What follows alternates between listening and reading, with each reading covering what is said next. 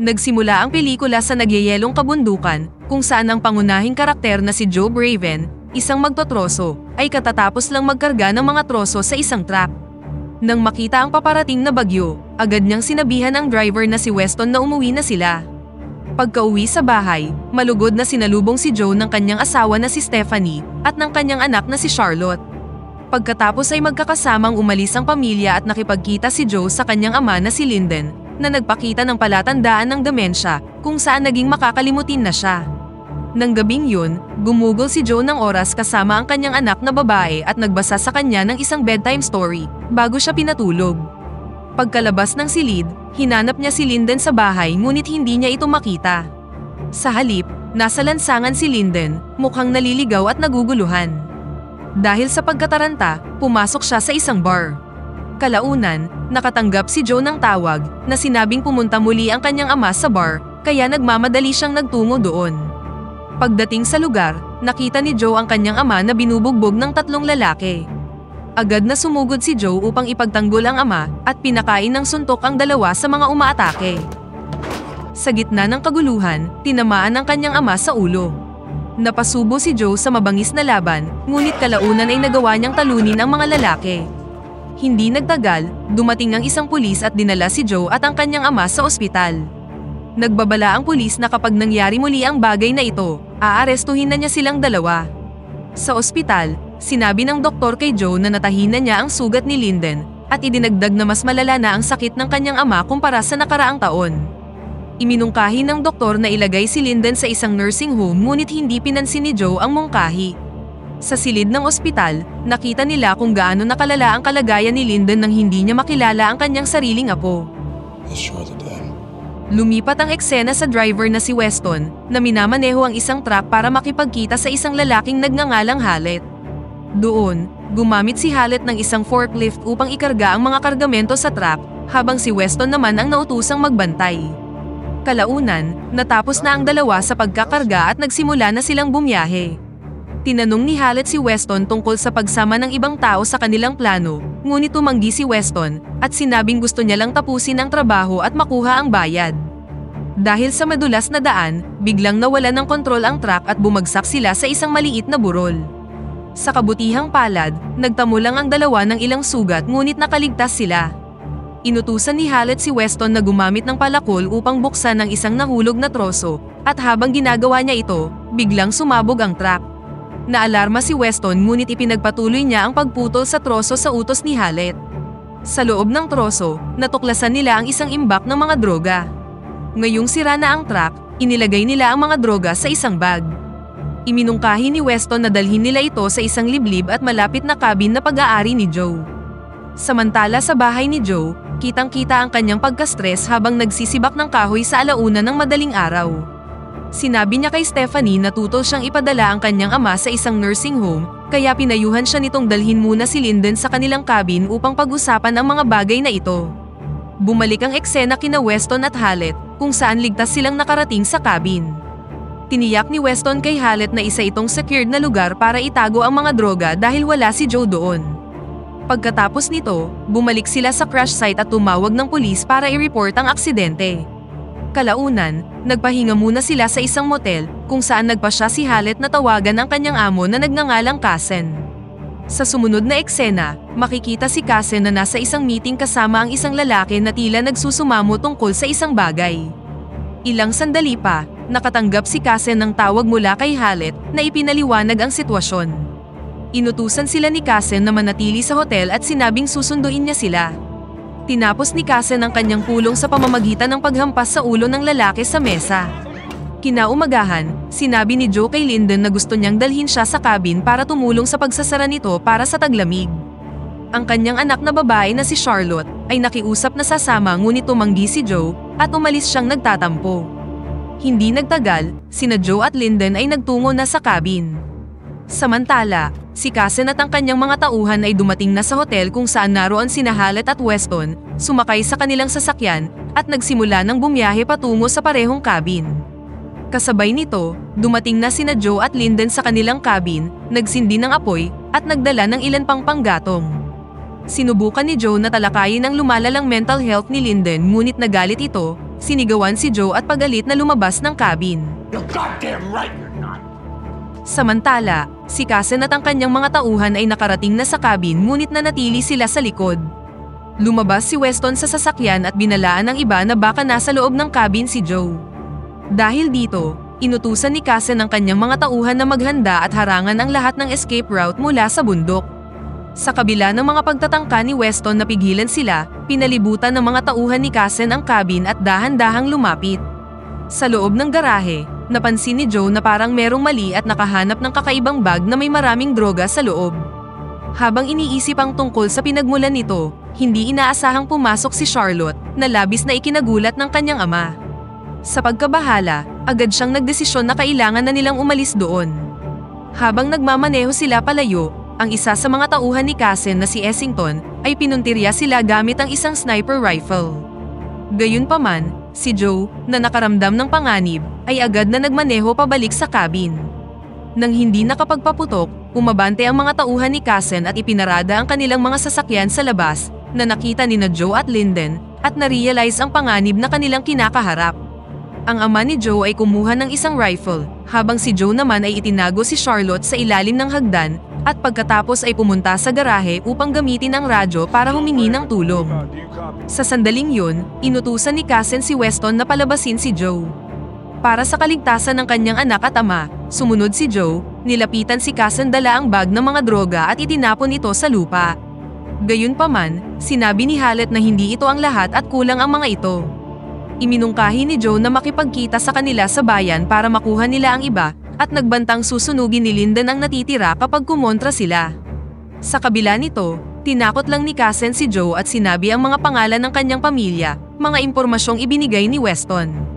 Sa gitna ng pagsusumamo kay Joe, biglang binaril ni Kasen si Weston sa ulo.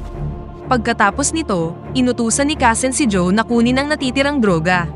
Sa takot sa maaaring gawin ni Kasen, pumasok si Joe sa loob, inutusan ng kanyang ama na tulungan si Charlotte na makatakas, at nangakong babalikan siya. Pagkatapos ay kinuha ni Joe ang isang pana sa garahe, at sinabi kay Linda na patumbahin ang isa sa mga lalaki sa kanyang senyales, bago inihagis ang isang decoy bag sa labas ng pintuan. Habang sinusuri ito ng isa sa mga salarin, nabigla siya nang makitang peke ito, at agad na napatay sa pamamagitan ng isang arrow shot. Kasabay nito, pinatumba ni Linda ng isa pang kalaban gamit ang sniper rifle. Pagkatapos ay sumakay si Joe sa isang ATV, bitbit ang aktwal na bag ng mga droga at inakit ang mga kriminal palayo sa cabin. Matapos makalayo sa lugar, pinahinto ni Joe ang ATV at inutusan ng kanyang anak, na itinago niya sa ilalim ng kanyang damit na umakyat sa tuktok ng bundok upang maghanap ng signal at tawagan ang kanyang ina. Ipinagpatuloy ni Joe ang kanyang pagtakas, at matagumpay na nakaiwas sa grupo ni Kasen gamit ang kanyang husay sa pagmamaneho. Sa gitna ng habulan, hininto ni Kasen ang kanyang sasakyan, nakinig sa papawalang tunog ng ATV, at na-realize na pabalik si Joe sa cabin. Dahil dito, inutusan niya ang kanyang team na bumalik doon, habang siya naman ay maghahanap ng isang magandang lugar para gamitin ang kanyang rifle. Nagawa ni Kasen na hadlangan si Joe, nagpaputok ng ilang shot na tumama sa kanyang likod. Naibangga ni Joe ang ATV, at hinabol siya ng isa sa mga tauhan ni Kasen sa kagubatan. Nahanap ng lalaki ang sasakyan at ang bag, ngunit nang ma-realize niya na ang bag ay isa pang dummy, bigla siyang inatake ni Joe. Sa sumunod na laban, nakuha ni Joe ang kalamangan, itinali ang lalaki sa isang lubid at minaneho ang ATV sa isang bangin, na naging sanhi ng pagkamatay ng lalaki, habang si Joe naman ay bumulusok sa tubig. Samantala, nakipag-ugnayan si Charlotte sa kanyang nagpapanik na ina, ipinaalam sa kanya ang krisis at inutusan siyang makipagkita sa lookout boulder. Dahil sa mahinang signal, naputol ang tawag, na humantong kay Stephanie na agad na tawagan ang sheriff. Pinayo ng sheriff na lumayo siya sa lugar, at binanggit na siya at ang kanyang mga deputy ay nasa ruta na. Sa kabilang banda, lumangoy si Joe sa baybayin at nagmamadaling pumunta sa cabin. Si Kasen, na nagmamasid mula sa kanyang mataas na posisyon, ay nakita ang kanyang namatay na mga tauhan at inutusan ang kanyang natitirang mga tauhan na salakayin ang cabin at patayin na ang lahat ng nasa loob. Si Joe, na nakita ni Kasen na umakyat sa bundok, ay tinarget ng isa pang tauhan ni Kasen na si Clay para pigilan siya. Gayunpaman, natuklasan ni Joe ang kanilang sasakyan at narinig ang kanilang planong pagsugod sa cabin sa pamamagitan ng radyo. Nang marinig ito, sinabotahe niya ang sasakyan at gumawa ng mabilis na pagtakas. Samantala sa cabin, kinuha ni Hallet ang isang baril mula sa isa sa mga namatay at nagtungo sa loob ng bahay. Nang marinig ni Linda ng paglapit, nagpaputok siya ng isang shot sa dingding na halos tumama na kay Hallet. Bilang tugon, gumanti ng putok si Hallet ngunit nagmintis din siya. Nang mabitawan ang kanyang rifle, inarmasan ni Linda ng kanyang sarili ng 2 ski pole at hinintay si Hallet sa may pintuan. Nang pumasok si Hallet, sinaksak siya ni Linden sa paa at nagpambuno silang dalawa na nagtapos sa malubhang pagkakasaksak ni Hallet. Pagkatapos ay kinuha muli ni Linden ang kanyang rifle at umakyat sa itaas. Samantala, ang isa sa mga tauhan ni Kasen na si Clay ay makikitang tinatrack si Joe sa kagubatan. Gayunpaman, matalinong umakyat si Joe sa isang puno at tinambangan si Clay sa tamang sandali bago kinuha ang kanyang baril. Sa cabin, ang sniper ni Kasen na si Essington ay tinangkang barilin si Linden. Nagpaputok siya sa may bintana na bahagyang tumama sa ulo ni Linden at panandali ang nagpabagsak sa kanya. Samantala, hinabol ni Kasen at Clay si Joe hanggang sa makarating sila sa may cabin. Doon, binaril ni Joe si Essington na gumanti ng putok ngunit tinamaan siya. Dahil dito, si Kasen at ang kanyang team ay nagpaulan ng napakaraming bala sa bahay. Nagmamadaling umakyat si Joe sa itaas, hinarangan ng kanyang ama mula sa mga putok ng baril, at pinigilan ito dahil tila nalilito siya tungkol sa mga nangyayari. Ilang sandali pa, pansamantalang umatras si Kasen at ang kanyang mga tauhan, habang si Joe naman ay dinala ang kanyang ama sa garahe at inutusan siyang manatili doon. Samantala, dumating na si Stephanie malapit sa cabin, kinuha ang isang pana sa kanyang sasakyan at nagsimulang umakyat sa bundok. Gayunpaman, si Charlotte, na kumikilos upang salubungin ang kanyang ina, ay nakita at tinugis ng isa sa mga tauhan ni Kasen. Nang makita ito, pinana ni Stephanie ang kamay ng lalaki at pinukpok ito sa ulo. Natalo siya ng lalaki ngunit kalaunan ay nakuha din niya ang kalamangan, paulit-ulit itong sinaksak, at pagkatapos ay nagmamadaling tumakas. Samantala sa cabin, sina Kasen, Clay at Essington ay nag-reload ng kanilang mga armas at naghanda na sa pagsalakay. Bilang paghahanda, nagsindi si Joe ng apoy, ininit ang isang metal rod at naghintay sa kanilang pagpasok. Hinarap niya si Essington gamit ang pinainit na metal rod at kinaladkad siya papasok ng cabin. Sa pagpasok ni Clay, binato siya ni Joe ng naglalagablab na palakol na sinundan ng isang bote ng alak na sumunog sa kanya at sa ibang bahagi ng cabin. Habang tumatakbo si Charlotte, nakarating siya sa kalsada at nakita siya ng sheriff. Agad nila siyang pinasakay sa kanilang sasakyan at humingi ng backup mula sa lahat ng available na unit. Samantala, inikot ni Kasen ang bahay at pumasok sa garahe, kung saan nahanap niya ang sugatang ama ni Joe at kinuha siya bilang hostage. Pagkatapos ay tinawag niya si Joe at nagbantang papatayin si Linden kapag hindi siya sumunod. Nang wala ng ibang choice, lumabas si Joe na may hawak na palakol, ngunit sa utos ng galit na si Kasen, binitawan niya ito. Nang wala ng hawak na armas, walang awang sinaksak ni Kasen si Linden sa tiyan. Sa sandaling yun, dumating ang sheriff at nagsimulang magpaputok kay Kasen, dahilan para umatras siya sa loob ng cabin. Bago mamatay, kinandong ni Joe ang kanyang nag-aagaw buhay na ama. Bago pa matanggap ni Joe na hindi na niya maililigtas si Linden, inatake siya ng isa sa mga tauhan ni Kasen mula sa kakahuyan. Gayunpaman, namagitan si Stephanie at inatake ang lalaki sa braso gamit ang isang palaso. Pagkatapos ay ihinagis ni Joe ang palakol sa likod ng lalaki at isa pang pana ang pinatama ni Stephanie sa kanyang leeg. Samantala, kinuha ni Kasen ang bag ng droga, nagmamadaling lumabas ng cabin at tumakas sa kakahuyan. Inutusan ni Joe si Stephanie na hanapin si Charlotte at nang walang sinasayang na oras, agad siyang tumakbo sa kagubatan. Si Joe, na nakita si Kasen na tumatakas, ay kumuha ng ilang kagamitan at hinabol siya. Samantala, ipinaalam ng isang deputy kay Stephanie na ligtas si Charlotte at nasa loob ito ng sasakyan. Sa kakahuyan, hinanap ni Joe si Kasen at tinahak ang ibang ruta para harangin siya. Nag-set up si Joe ng isang lubid upang i-distract si Kasen, na pinahintulutan siyang itakal ang kriminal sa lupa, kinuha ang bag ng droga at tumakas.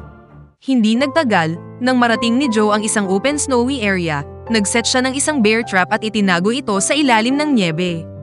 Ilang sandali pa, nahanap siya ni Kasen at dito na nagpambuno ang dalawa. Habang sinusubukan ni Joe na ilapit si Kasen sa trap, napagtanto ni Kasen ang bitag at sinimulang tuyain si Joe sa pamamagitan ng pagbabanta sa kanyang pamilya. Sa isang desperadong hakbang, tinapakan ni Joe ang sarili niyang bitag na nakaangkla sa isang puno at tinakol si Kasen papunta sa bangin. Bumagsak si Kasen sa kanyang kamatayan, habang si Joe, na maswerteng nabuhay at nakabitin sa lubid, ay hinila ang kanyang sarili pataas. Nang makarating sa itaas, binati siya ng mga pulis, ng kanyang asawa at anak na babae, at dito na nagtatapos ang pelikula. Pakipindot naman ang like button kung nagustuhan mo ang pelikula at kung hindi naman, pindutin mo ng 2 beses ang dislike button para lang makasiguro.